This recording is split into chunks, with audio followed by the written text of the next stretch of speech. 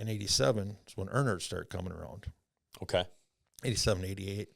I remember going to Slinger and watching Dale, and I'm like, you know, he's out there and the car is just horrible, and he's got a brake push in it. And that's back when you go to Slinger and the first thing you do is put all rear brake in the car. Well, I walk up to Dale and I go, I know you don't know who I am, I says, but I get around here pretty good. And I said, you need to put some rear brake in the car. He looks at me and goes, well, how do you do that?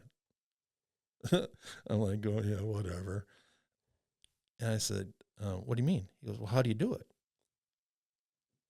I'm looking at Dale Earnhardt going, you don't know how to put rear brake in the car? And he goes, I don't drive these things. He goes, the cars we drive got 65 Ford Master cylinders in them. I don't even know what the hell you're talking about. So it's a new Dillon car. Sure, okay. But it had hanging pedals. Well, they had the brake adjuster in there, but didn't show which way front and rear was. So, I mean, I get in underneath the dash trying to figure which way the brake lines run, and everybody's looking. And I'm getting out of the car, and everybody's standing around, the photographers, and like, what in the hell is Bickle doing in Earnhardt's car, you know? Yeah. So I put a bunch of rear brake on, and he goes out and picks up 2/10. He still wasn't very good, but he come in. I thought he was going to hug me. I mean, kiss me. He's like, what else? You know, and we kind of hit it off, you know, and it was just like, you know,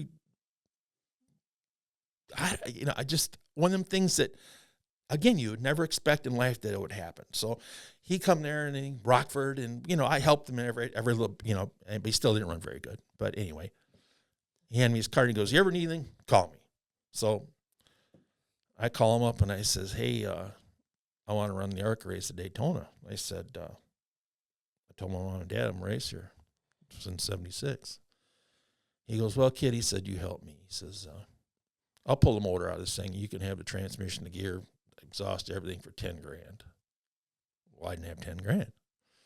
So my buddy Jim Ploutz owned the Red Baron Tap in Edgerton, and I think he borrowed me $5,000, and I scraped together the rest. And him, me, and Phil went down to Earnhardt shop in North Carolina and picked this thing up.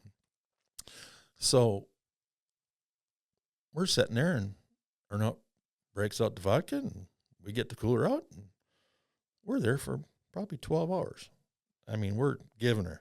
And he's telling us this whole life story about stealing his mom's credit card, you know, to get to the racetrack. And I mean, just, you know, I don't know if you ever listened to any of how he talked, but he definitely had the hillbilly drawl, you know. Yeah, yeah. And the drunker you got, the more hillbilly drawl you got, you know. Yeah. And all of a sudden he goes, you want to see the biggest, blackest son of a bitch thing you ever seen in your life? Okay. And they called it the farm, or I think they called it the farm or the barn or whatever. Is it the deer head shop? I always hear about that. Was it the deer head shop? Okay. If it was, we didn't see that room. Okay. So anyway, there's a barn door there that's a slider, and all of a sudden he slides the door open, and there's a farm fence, and here's this monster bull standing there. He said, this is Winston.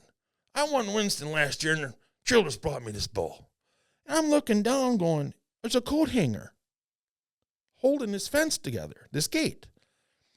And I'm like going, I mean, this thing is, I mean, huge. I mean, I'm like going, all of a sudden, this bull kind of starts looking, and he looks over and he sees my buddy Plugger that owned the Red Baron Tap. Well, he had the super shiny, silky red coat on, and that bull seen him, and then it went, and I mean, it snotted. And I'm not kidding you. I bet you a quart of snot was running off his coat. And I'm looking at this thing going, this bull can just walk through us and kill us all, right? And Earnhardt goes, he don't like red. Obviously not. I can't make this up. I'm going, oh my God. It's like, you just like, this can't be happening. Anyway, he shuts the gate, and we sat there and finished drinking beer, you know, and off we go. So